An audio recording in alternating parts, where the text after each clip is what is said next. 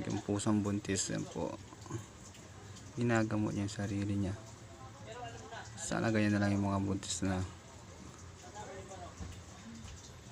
yung pag may nararamdaman, kakailang ng damo, hindi na pupunta sa ospital.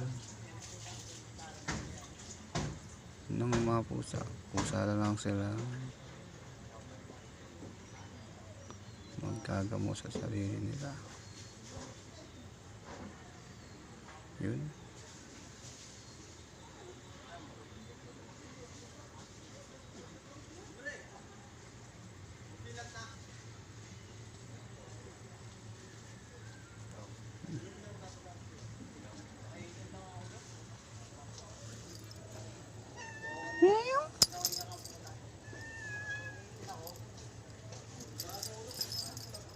Bakit?